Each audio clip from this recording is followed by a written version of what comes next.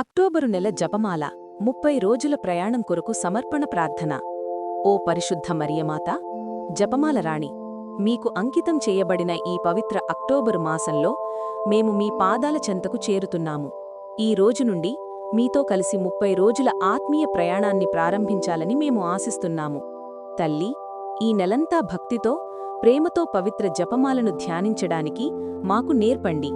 ప్రతి రహస్యం ద్వారా మీ కుమారుడైన యేసు జీవితాన్ని అర్థం చేసుకోవడానికి మా హృదయాలను తెరవండి. మా ప్రార్థనలు కేవలం మాటలుగా కాకుండా మా జీవితాలను మార్చే శక్తిగా మార్చండి. ఈ 30 రోజుల ప్రయాణాన్ని మీకు సమర్పిస్తున్నాము.